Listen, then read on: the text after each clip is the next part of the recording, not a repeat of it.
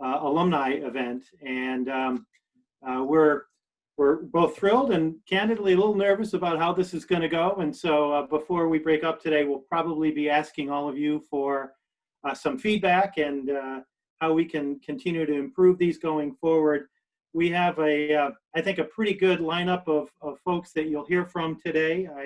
My job is to just briefly tell you a little bit about our format and offer brief introductions of our special guests, and then we'll turn it over.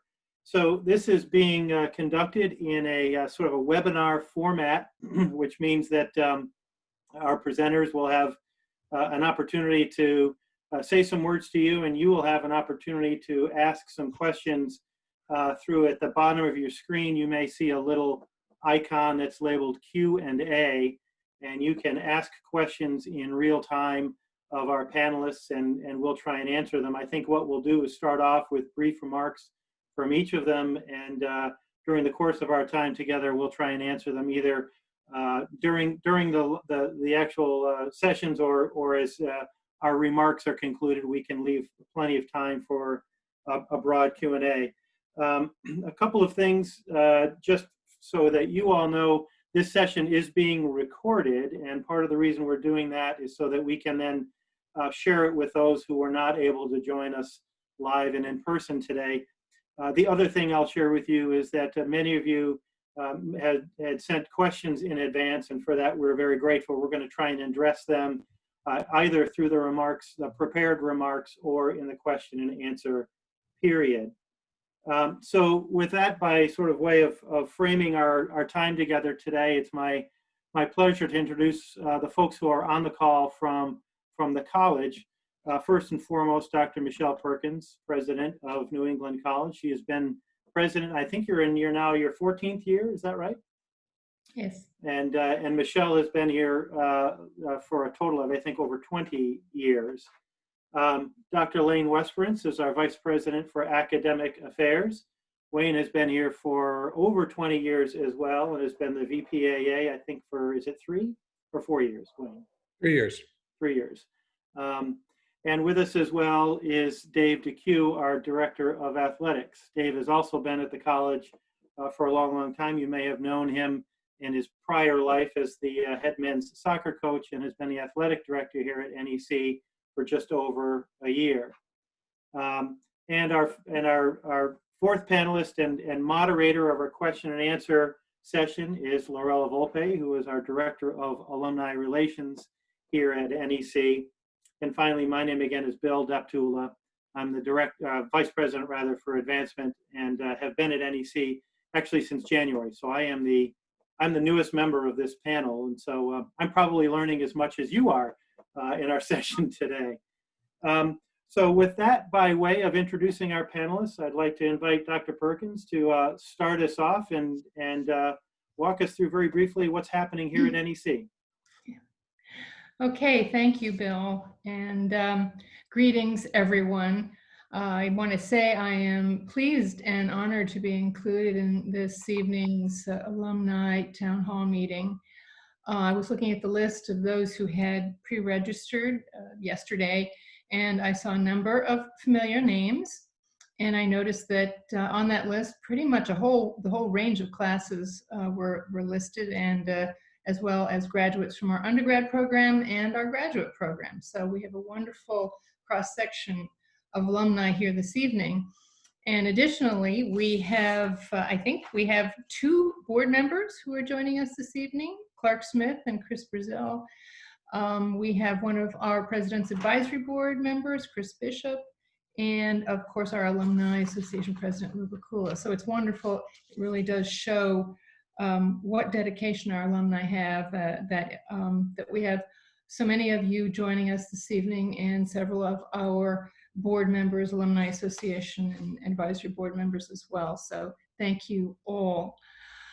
We are at the end of the week-long student move-in schedule for fall 2020, a week and indeed a year like no other we have experienced in our history. This change really began last spring semester, February and March, when the virus spread and became a pandemic. In March, we required our students to study remotely, and a few weeks after that, we required most students to return home for continued remote study, allowing only a small group to remain because it was deemed to be safer for them to be here in New Hampshire than at home.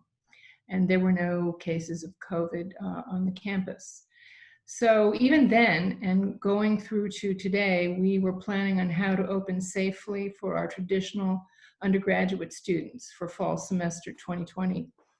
And I'm pleased to say that we have developed during that time extensive systems, acquired equipment, and developed policies and procedures, all new, that address the need to be hyper vigilant in safety, personal distancing, preventive equipment, and special new approaches to teaching and learning. So I could probably spend 2 hours describing all the details associated with making our campuses safe for our students and our community, but I'm just going to touch upon a few major points.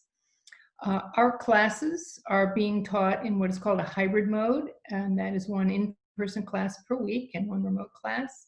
There'll be no more than 10 students in a classroom. We have installed arrows in our buildings for one-way walking and entrance and exit. We have 2 weeks of remote study for the first 2 weeks of the semester so that students can in effect quarantine. Everyone is required to wear masks at all times in public places, of course not in your residence hall room or in the dining when you're eating. We have plexiglass rolling shields for professors and staff who need to interact directly with students. We required testing before arriving, and then we have testing upon arrival on campus. We've acquired smart thermometers for everyone, which take temperatures, and we ask everyone to take temperatures twice daily, and that feeds into a database anonymously, so we can learn if there's any kind of spike in temperature in a particular location. So it's real-time information, which is very important because testing takes several days, and there is some lag there. We are planning to buy a kiosk thermometer for all of our entrances that will take temperatures of people as they walk by and green light you if you are okay to enter. We have staggered schedules and dining grab and go and all kinds of other processes that space our students out in scheduling and interaction. We're planning to finish the semester. We will finish the semester at the Thanksgiving break so that students don't go home and then come back for a few weeks and then potentially be exposed to the virus. And a very serious policy: no visitors allowed on campus, and only staff who are deemed important and critical to be on campus are allowed. And unfortunately, that also means no alumni or friends to visit, because the need to keep people in this bubble, if you will, is so important. So what that means also is that we won't have conference athletics this fall, which I think just about every college in the country has canceled their fall season. But our athletes will get to practice together, engage in fitness and training. Spring semester is an unknown. We hope we'll be able to play then, but we'll see.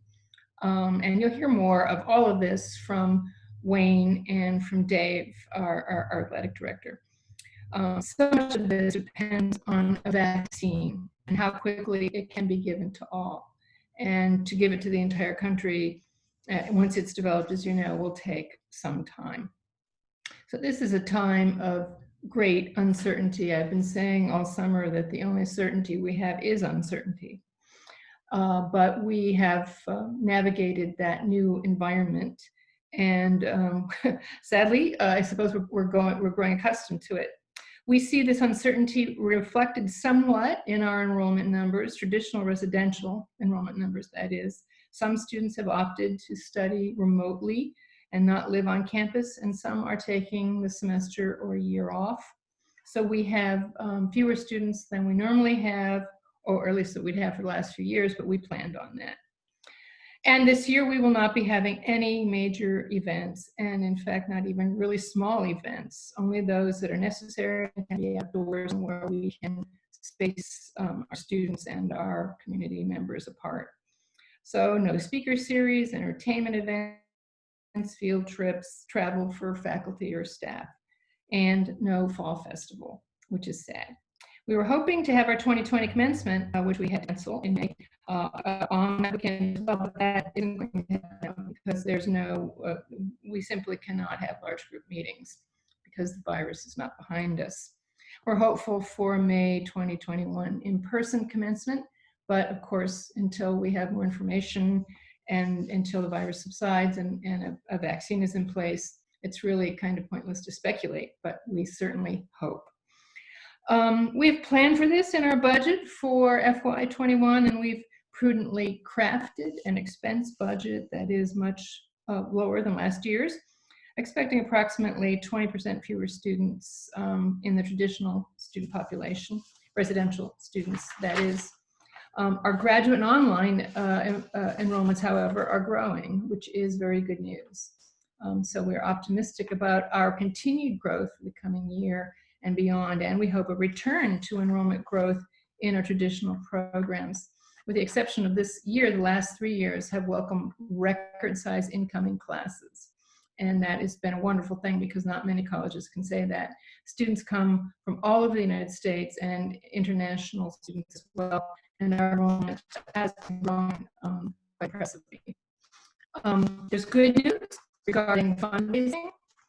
In FY20, we exceeded our New England College Fund goal, our annual fund, the highest since 2014, and it grew 12% over the previous year. Overall fundraising ended at $4.9 million, which includes a seven-figure gift toward a new athletics center. Yay! And we're continuing to fundraise for that and getting really creative. But I can tell you that Bill and I are going to be actually on the road next week, going to Maine, so doing everything safely and outdoors, but you know, out we go.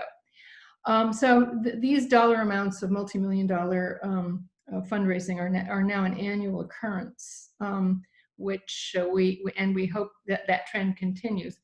13 years ago, when I first became president, that was not happening, and so it's very gratifying to see that incredible generosity in terms of capital gifts, in terms of foundation grants, government grants, and individual alumni gifts come our way.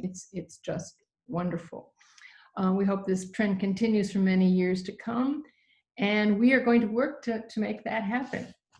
So speaking of many years, the other good news is that we celebrate this year New England College's 75th anniversary.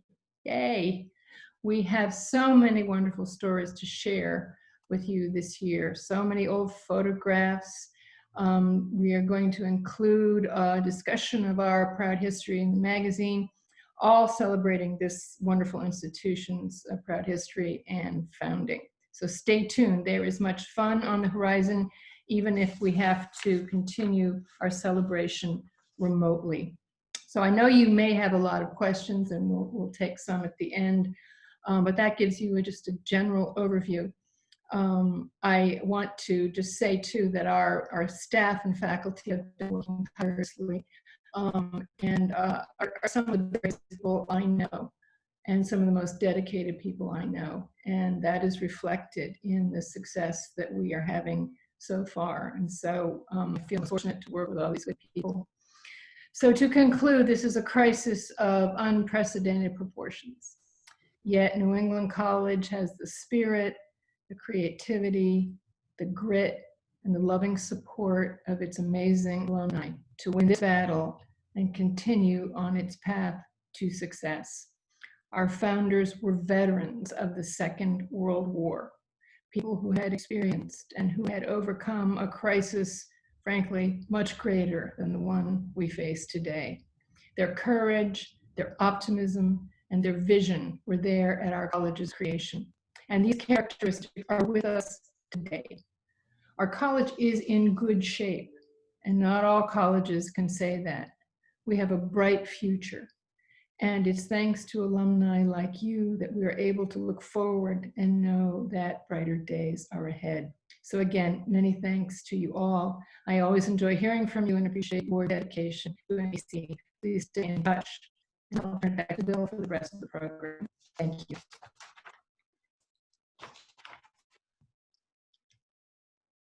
Thank you, Bill.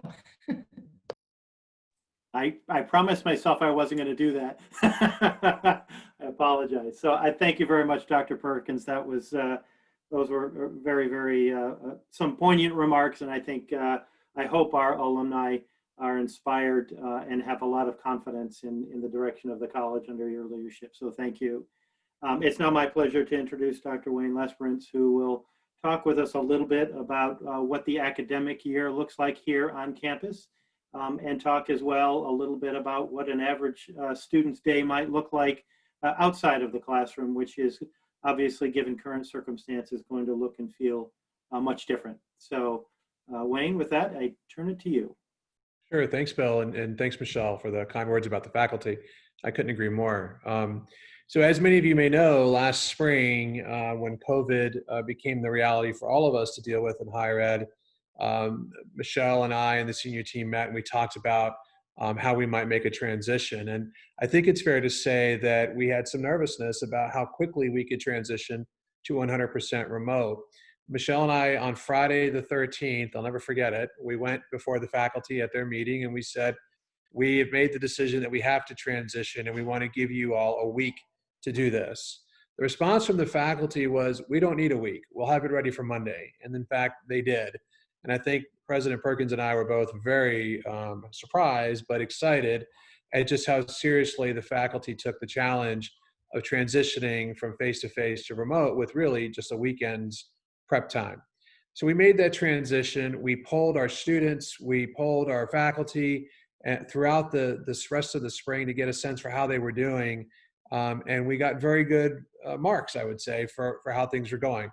All things considered, students would rather be face-to-face than be remote, but they were generally pleased with the experience that they had. That really helped to inform us about what we did well, what we need to do better. And that work has been going on all summer. So when Michele told me, Wayne, we're going to open in the fall and I want you to do this, but your charge is this. I want the quality education that NEC delivers, but I want it done in as healthy and as safe a way as possible. And so that's the work I've been doing with my team in academic affairs. And recently, in taking over student affairs, that work has continued with them. It began under a former Vice President Taberski, and I've picked up on that, and he laid excellent groundwork there. So part of the plan that we came up with immediately as we began to work this through is that we wanted to listen to what the science said, what the experts were saying, and make sure that we avoided any potential danger down the road. And at the time, one of the pieces of information we heard very clearly was that the expectation that a second wave could come as part of cold and flu season. So with the president's guidance, we worked on developing a new academic calendar, which will begin effective Monday. So the fall semester has been shortened. The fall semester will begin on Monday, but will end on November the 22nd, before Thanksgiving.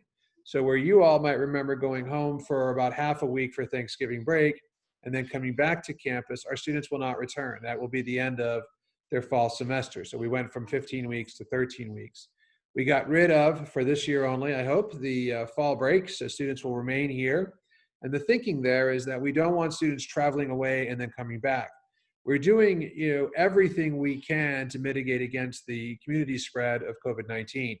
And so by keeping our students as close to campus, doing basically what the NBA did as much as we can in creating a bubble around our communities here in Henniker and in Manchester, we believe that's the best way to mitigate against COVID spread and to keep our communities safe. So when the students go home for Thanksgiving break, they will not return for spring semester until February 1st. So that is a delayed start by about 2 weeks. The spring semester will end on time on May the 7th. And as Michele noted, we're hoping to be able to celebrate commencement that Saturday immediately following. We will not have a spring break. As many of you recall, a spring break. We will not be doing that, again, for the same reason, wanting students to stay on campus, stay safe. But we are introducing something new this year. Many of you may remember January term. A few weeks, depending on what year you were here at the college, it was a few weeks up to 6 weeks at one point. That has gotten smaller and smaller and less effective for a teaching time. But this year, because of the new calendar, we're able to actually offer a 7-week winter term. And during that time, we will offer 100% online synchronous courses for our students. So our students will have the chance to catch up, get ahead. We'll even be able to onboard new students who might decide that they wanted to take off the fall semester, but are ready to get back to college and get to work and start their term in pursuit of their 4-year degree. So the winter term will be a new term that we offer for this year as part of this new calendar.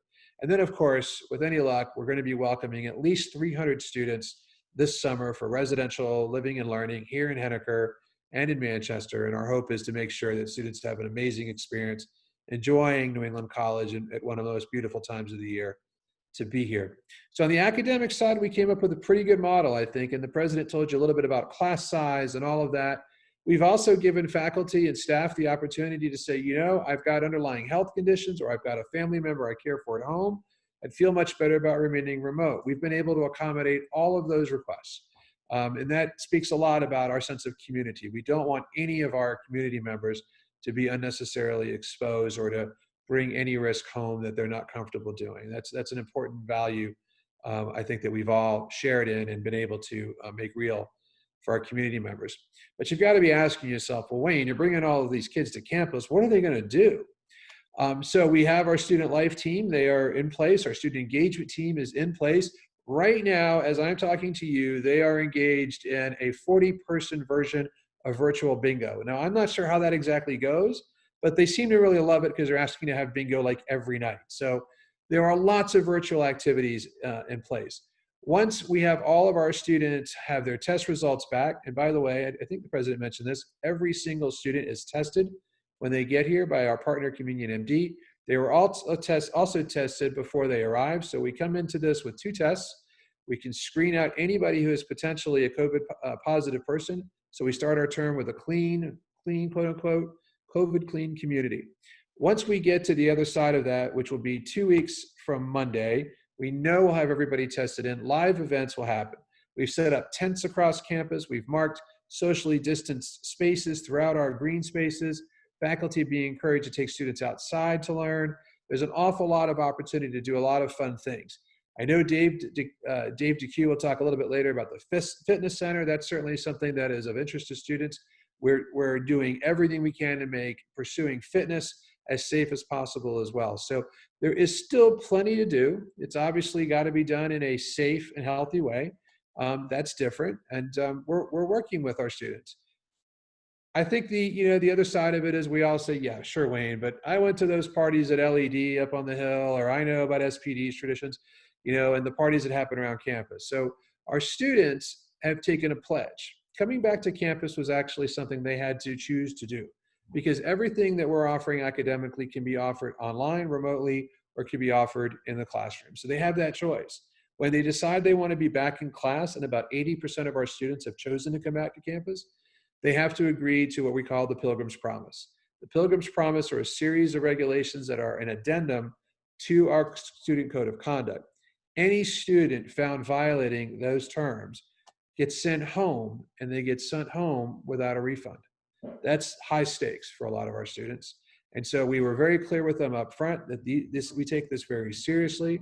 So if you're going to do things like go to parties and you're going to get caught by the police, and the police are going to let us know your names, if you weren't socially distancing, if you had more than 10 people in a room, we're gonna basically let you know that unfortunately you can't continue with us face to face. We'll be happy to welcome you to the classroom remotely, and those students will be sent home. So in conclusion, I took the charge from the president very seriously. Quality education, quality experiences at college, inside and outside of the classroom, but conducted in as safe and healthy a way as possible. I think we're living up to that challenge, and I look forward to seeing our students really get into the meat of classes as they start on Monday. So I too am happy to answer any questions at the end. I see a couple in there I'm itching to answer already, but I'm going to wait my turn, Bill. Don't you worry. Okay. Thank you, Wayne. I appreciate your comments, and we look forward to hearing from you again a little bit later. It's now my pleasure to introduce Dave DeQ, who is our athletics director, and I know a lot of our alumni are really eager to hear about what the plan for our athletics program is for the fall and even for the winter. So Dave, with that, I invite you to share some information with our alumni. All right, great. Thanks, Bill. I do appreciate it. I'm certainly going to try and make sure that I can outline everything I possibly can with this all in mind. Obviously, there's a lot of stuff here that continues to evolve, and we're making sure that we are certainly up to date with everything that is happening. As far as what's gone on with the conferences that we're affiliated with, yes, they have canceled those sports seasons. So for our soccer teams and field hockey teams and volleyball teams that compete in the NECC, which is sort of our main conference that we're affiliated with, those contests are not happening. And the same goes for sports like men's and women's rugby and some others that use different conference affiliations, but again, it's the whole idea of intercollegiate competition. And I'm going to talk a little bit about this later, because while these conferences have made these decisions, we still have the door open at this point to look at a few things. And like I said, I will touch on that a little bit later and describe to y'all why that is the case. The next thing I'd sort of tell you is that the NCAA has allowed us to expand certain traditional and non-traditional opportunities for us to coach our student athletes. So while we're not going to have the opportunity to compete against other schools necessarily, we do have longer weeks and more days where we can work with our student athletes. This is going to allow us a chance to enhance some of what we do with strength and conditioning and even some leadership training and different things along those lines. But it's also more of an opportunity to develop ourselves as athletes in our particular sports. The interesting thing that goes along with how this all goes is that we will have a phased-in approach and aligned ourselves with the institution on some of the rules. So we had 4 teams coming early. They've all been tested. They've all received their tests back, and we had no positive cases from those 4 fall teams. They will be allowed to start on the 24th. But we're going to start in a very slow manner. We're still working in groups and pods of less than 10. We're looking at social distancing. We are going to be wearing masks in all our exertions all the time as we start, and we're going to look at that as the time moves on. And even for the first week, there'll be no equipment. So it'll be more of a strength and conditioning and fitness base, and we'll build up from there. So we're going to make sure that we don't have any problems. We are taking the idea that being extra cautious will hopefully allow us to have that much more substance as we continue through the semester and into the spring. And I think that's the wise choice. Once we get there, our hope is that we're going to be able to, build up to these larger groups, and we will have a testing mandate in place that will be basically under the guidelines of what the NCAA suggests. If we can meet the mandate, and the reason we haven't necessarily contracted this out yet is that, things continue to evolve. There's saliva-based tests now, there's rapid testing, there's so many different things.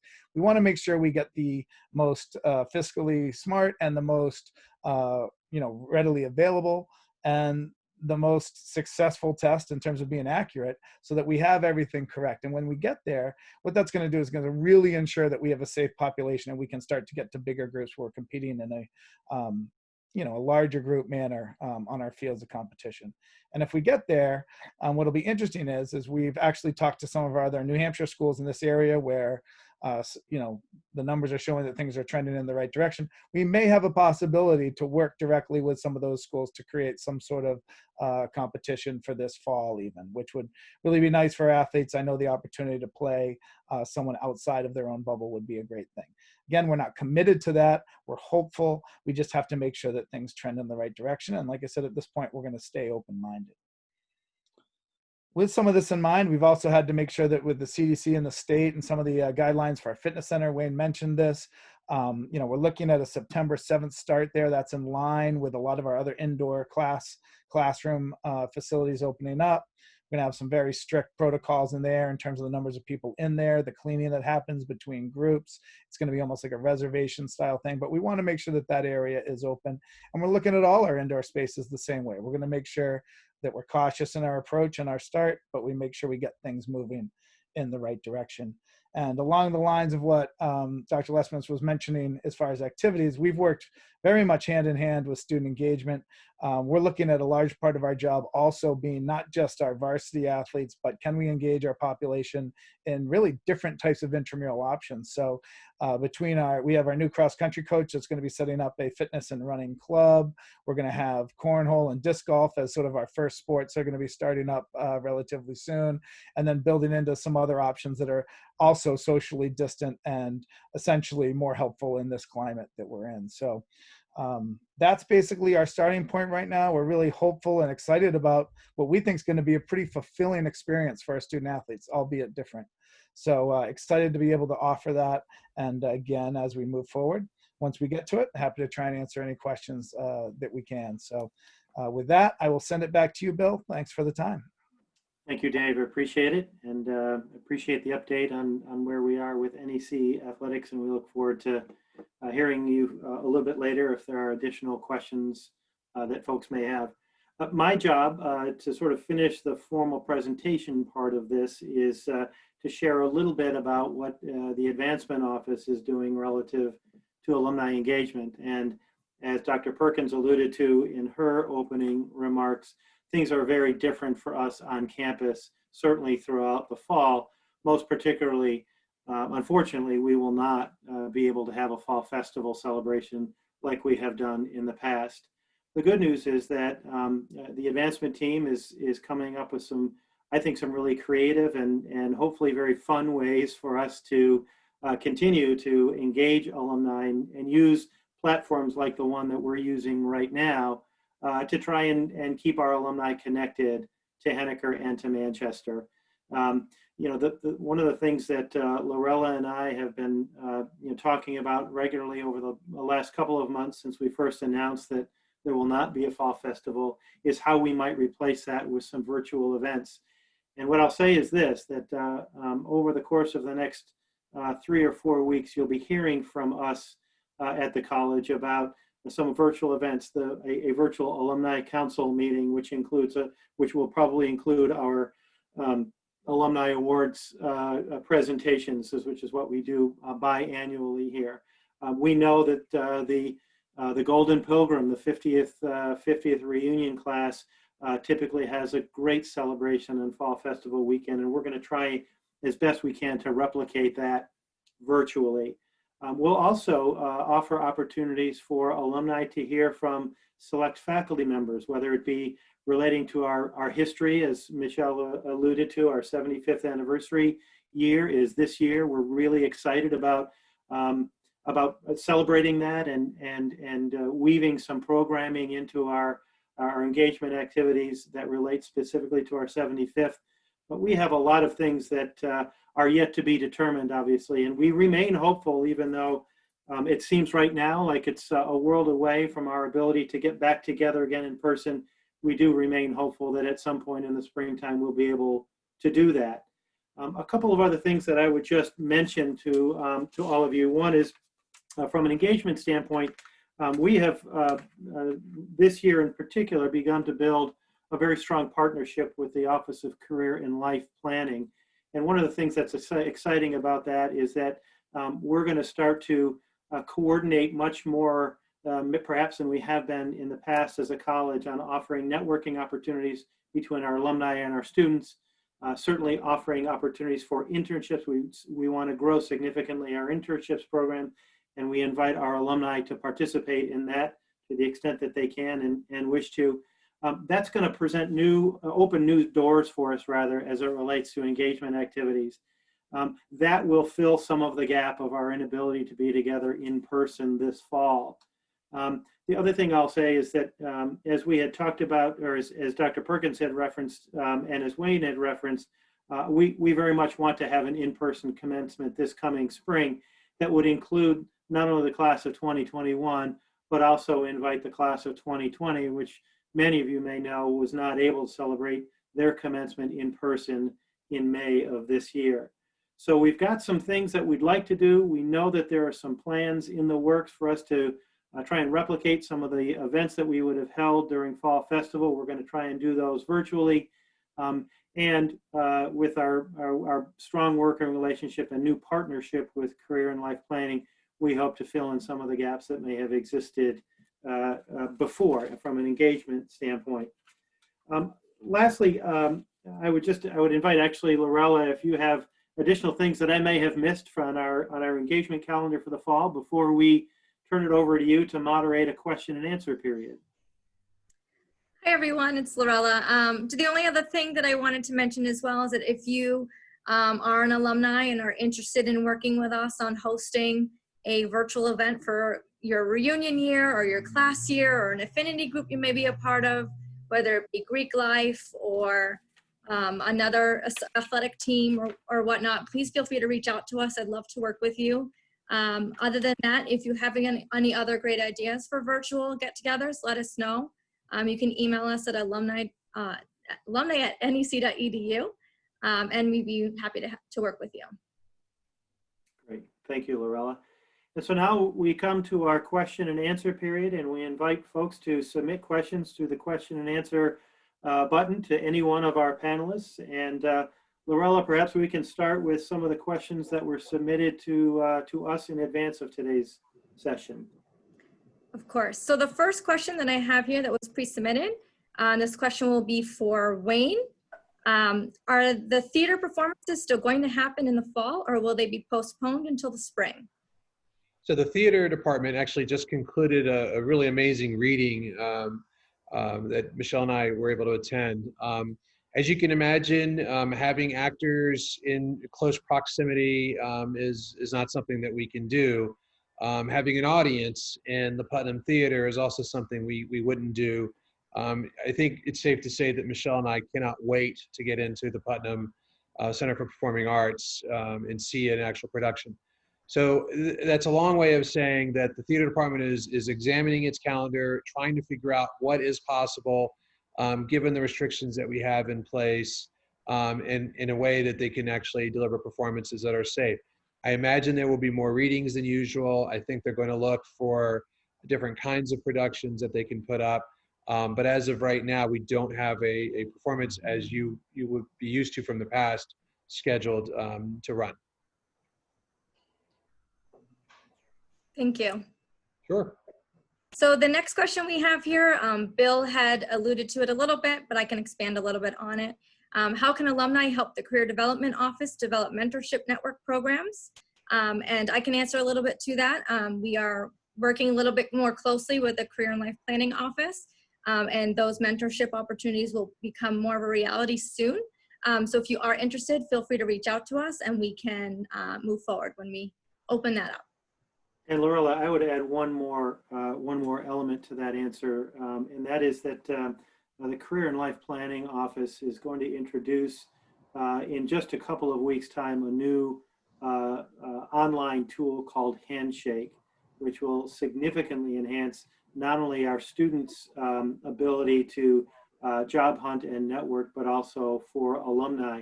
We're not quite ready to roll that out yet. There are some technical pieces that still need to fall into place, and we will be rolling it out first, frankly, to our students before we make it available to alumni. But I think you'll hear more about that in the weeks and the months to come, and that will be an opportunity for mentorship and for networking, as well as if you are at a company that may be able to offer internships to our students, we would welcome a conversation in that regard as well.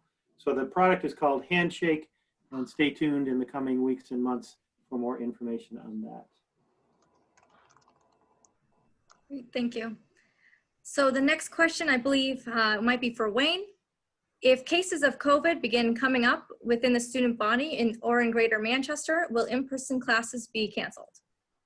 So the president ultimately makes that decision, not me or any other member of senior team. I would certainly defer to her. What we would do is advise her. As we learn of cases, obviously, every member of senior team becomes engaged, and we keep the president abreast of all of that. We have taken some pretty strong measures to have quarantine space set aside on campus. We have space for those who have tested positive. We have space for those who have been exposed. So we've got resources in both campuses to accommodate cases that do arise. We also have a policy in place that if a student lives within 3 hours of campus and they become COVID positive or exposed, they can return home, get the medical care that they need at home, and then once they get a negative test after 2 weeks, they can return back to campus and resume their learning. But you can imagine a circumstance where if we have enough cases that I might recommend to the president, Michele, it might be appropriate for us to take a 2-week pause, go remote for 2 weeks, see if we can get improvement, and then return face to face. It is conceivable that it gets to a point where there really isn't an option, and that the president will get a recommendation from our team that we do need to transition to remote. The good news on that is our faculty are ready for that. They've, as part of their preparation all summer in developing their courses, they knew that there's always that possibility, so they have the ability to sort of turn that switch and transition to remote as needed. That has implications for all of our operations on campus, obviously, but I think it's fair to say that all of the vice presidents have been working with their teams to make sure we are ready to transition as needed. But again, as I said, this would be based on the data we have before us and would come as a recommendation of the president. But ultimately, it's Dr. Perkins who would have to make that decision, and it's a very tough decision. Michele, I don't know if you'd like to add to that. Sure. Yeah, I've been interviewed in the past week 3 or 4 times by the media, as I think every college president has. And that's often the question, when do you send people home? And the answer is, it depends. And not that we have vast experience in this, but we, certainly did learn a lot last March. And so you could say, well, if 20 people come down with the virus, you send them home. And it would be, well, if you have 20 over a semester versus 20 in one day. So it really depends on our ability to identify, working with the state, of course, and all the appropriate agencies to understand if there's a true outbreak. And if it seems to be happening, we'll send people home. We have to. We are doing everything that is recommended and advised to prevent that from happening, however. So, but if it happens, it happens. And our faculty are ready to pivot as they did so admirably back in March and go to remote teaching and learning. Great, thank you. Okay, so next question we have is in regards to winter sports.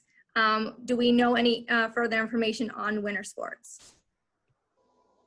Sure, and I think I'll step up on that one.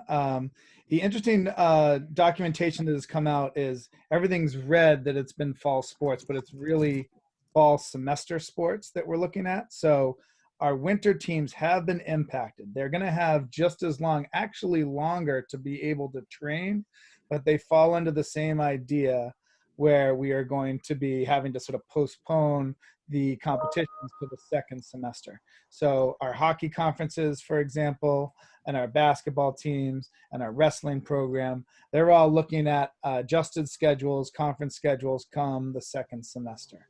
And once that comes in place, we'll hopefully have, again, as substantive a schedule as possible, with the idea that we can give those student athletes a great opportunity to play.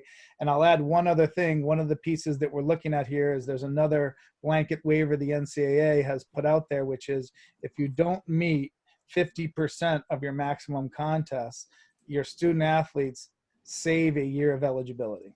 So you can sort of look at that in a way that anything we get this year is bonus. It almost is like 4.5 years as opposed to 4. So it's nice to be able to know that we have the blessing of our leaders to kind of move forward, provide these opportunities safely, but maybe get something really valuable beyond what might not have been there before.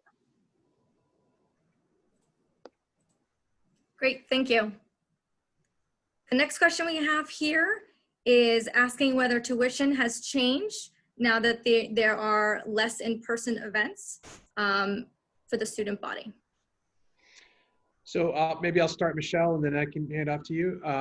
So in fact, there are more events. There may be fewer in the short term in-person events as we transition from remote back to face-to-face, but we are also putting on events, excuse me, for our students that are joining us remotely. So when I told you that we have about 80% of our students wanting to return and 20% of them want to remain remote, we're still providing programming and events for those students. But events is only one of the costs that we have. I mean, if you think about all of the academic support, the support for tutors, for mentors, for advising, if you think about the faculty who are still teaching, I mean, if you think about all of the various things that the college has done, we're now doing it for two populations, those that are with us and those that are joining us remotely. So in fact, the fact that we've only had, I think it's just a 2% increase overall in tuition, I think suggests that we've actually found ways to offer all of this and the extra within, I think, with a very modest increase. Michele, do you want to pick up on that? Sure, yes. Well, first of all, just to start out by saying, we are providing what we believe is the same experience in terms of quality of education, teaching, learning, and extracurricular opportunities. It's just delivered in a different format. It's done remotely. And so there's no dearth of rich experiences for our students. It's in a different mode right now. But that said, yes, we did increase our tuition 2% this year. It's actually a very small amount. And we've been doing it at about that level for the last 3 or 4 years. I can tell you, as on a number of national boards in higher education, that New England College is not unusual among many small private institutions in that actually the net price, if you will, the amount of tuition students pay has remained pretty much static over the last 5 years. So in other words, most students have not seen much or any increase in their annual expense. That's because the colleges and universities have also increased scholarships and grants significantly, and ours have increased significantly this year. We completed a merger with New Hampshire Institute of Art, and so their tuition went up because it was different than ours, but their scholarship and grant budget was much smaller. So what we did for those students is we made the grant much larger as well, so that the net price, if you will, was the same plus about 2%. So we are very sensitive to affordability and access for all our students and prospective students, and have kept our tuition as low as possible. We have obviously incurred great expense, however, in order to make our campus safe. We have spent millions of dollars so far to obtain the proper equipment, the proper systems, the proper medical access, contracts with convenient MD, you name it. And we're pleased to do that because we believe that the in-person experience for traditional undergraduates is very important. So, Lorella, just to pick up on the president's point there, there's a follow-up question in the chat talking about a $12,000 increase. And, you know, I think one of the important things to remember is the point that the president just made, that while all New England College students have now been aligned, whether you're in Manchester or Henniker, the students that are in Manchester who came in under a different price scheme, I guess, or price point, have had their aid increase, so that the net effect to them is that their increase is the same as the increase it was for the Henniker students, only about 2%. I know earlier in the summer there was a lot of concern, and we've actually talked to all of those students. We've met with many of them one-on-one, or we got them in with a financial aid counselor. And once they saw that, yes, that change occurred, but the aid rose to match it, that in fact they weren't being asked for $12,000 more, a lot of those students were much happier and signed up for classes, and we'll start school Monday. So it's really important to know that the net increase of 2% applies to all of our students, regardless of whether they're in Manchester or in Henniker. So I just wanted to emphasize that point. Thanks, Wayne. Wonderful, thank you. So the next question that we have here is, have we had any staff or faculty who have chosen not to return or engage in person? We have, so as part of our preparation, we created a process that anybody who had a reason why they could not return, and we made a very, very liberal approach to saying, you know, what those reasons might be. who's granted that. And I think I mentioned earlier, we've not turned anybody down. So I would say out of all of the faculty that we have about 9 that have chosen to work remotely or partially remotely.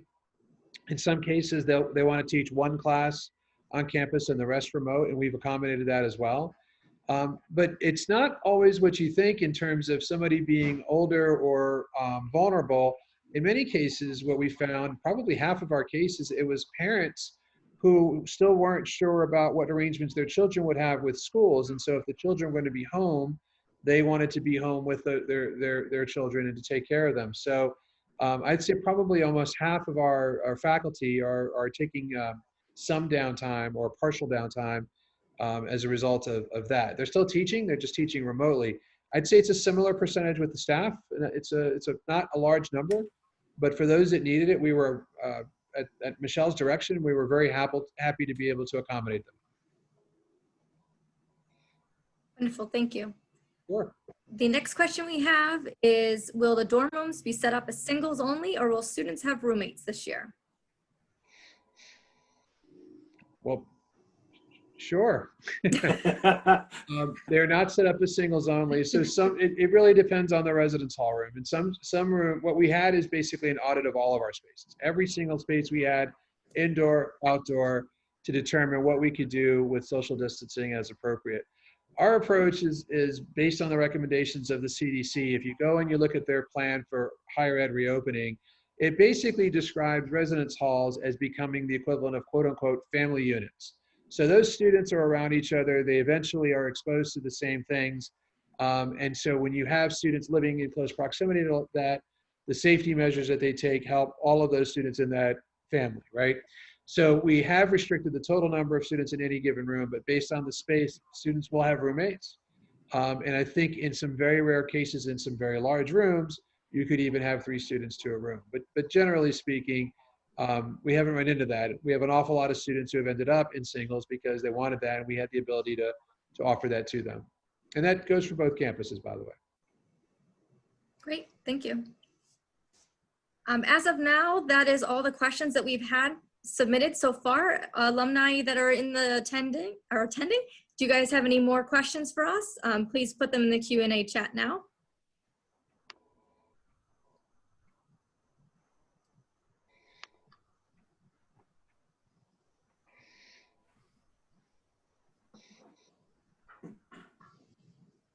No?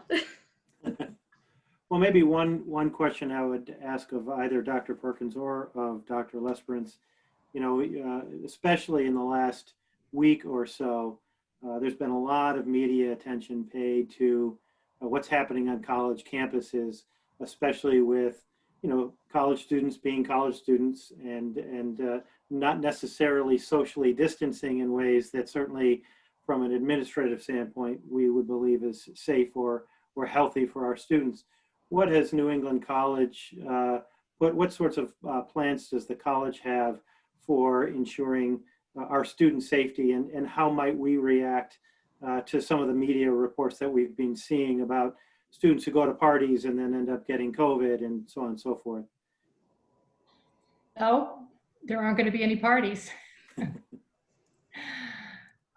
You know, we really are creating as much of a bubble as possible. And, you know, the college has always had a wide range of policies and behavior requirements. And we've made it very clear that this year there's no exceptions. If you step out of line from the policy, you go home and you get to spend the semester in your parents' house again. And if you want to do that, you know, that can happen. I think that our students are motivated because they spent a lot of time at home this last year. And so I'm pretty confident. Wayne?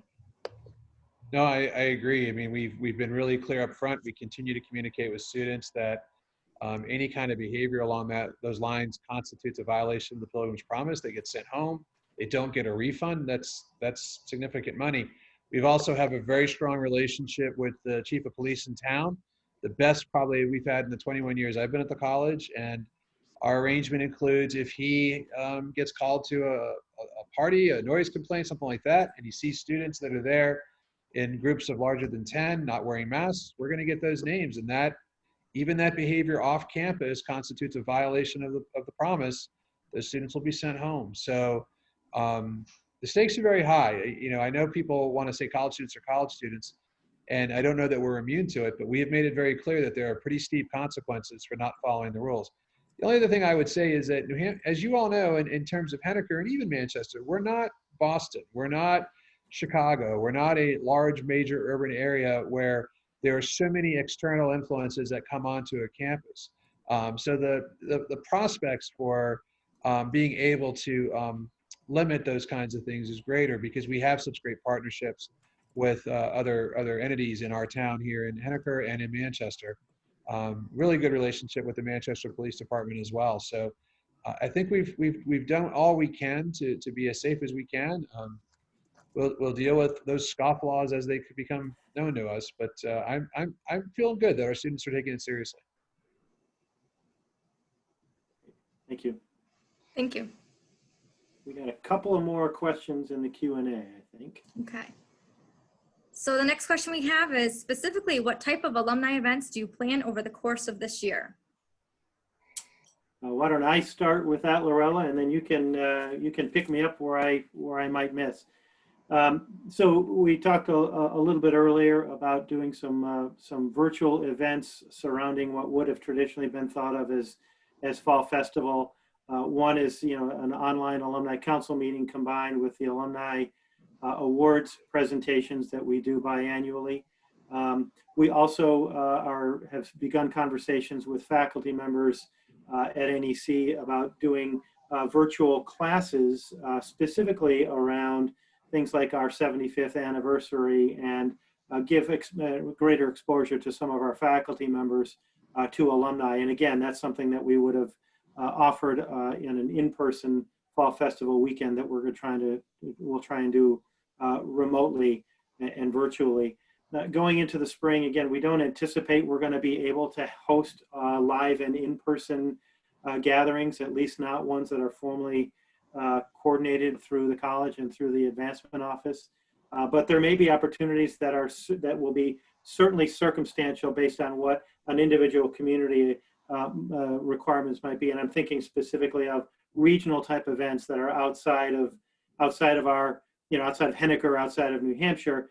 If health protocols allow gatherings of more than, you know, 10 or 25 people, whatever the local health standards are, we might offer the opportunity if an alum wants to raise their hand and say, I'd like to, you know, meet a group of people at a local restaurant or a local bar. We could certainly facilitate that as best we can from here.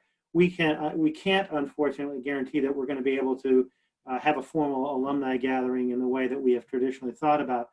I wish I were able to offer more specificity about that, but at this point we're doing the best we can given the circumstances. The other thing I'll share just very briefly is if spring sports return, if in the springtime we're able to do spring sports, our ability to host an event around an athletic event is going to depend on on circumstances, again, location, and depending on what our ability to host those events is. We'd love to imagine a scenario where we could have a pregame gathering for families and for alumni as we've done in the past, but there's no way right now we can guarantee that. If sports does come back, and Dave, you might be able to speak to this better than I can, if sports does come back in the springtime, we may be in a position where we'd have to limit the number of fans. So lots of things that unfortunately we don't have a lot of control over, but we're doing our very best to come up with some creative solutions. And I'll repeat what Lorella said earlier. If alumni have ideas and thoughts on how to do this, we absolutely would welcome them and enjoy the opportunity to talk with you about them. Thank you. I think there was one last question and then we'll wrap up. It's a very quick one. When events resume in person, will people be tested at the events for the coronavirus? I would have to say, I mean, just a quick answer would be there's no test results that are that fast yet, I don't believe. So I don't think that would be very helpful as of now. I think that if there were in-person events happening, you'd have to follow guidelines set forth by, CDC with wearing masks and other limit how many people can go and staying a safe distance from each other. Anyone else have anything to add? Yeah, like if I can chime in, I would take it one step further. Yeah, until there's a real-time test results, which do not exist, that is unfeasible. Fortunately, the test results we've been getting have been turning around in about 48 hours, which is quite different than what it was a few weeks ago or a month ago, which was taking 5 to 7 days. You know, a test result, and so even if everyone were tested the day before for a big event, that test is only good for the moment it was taken.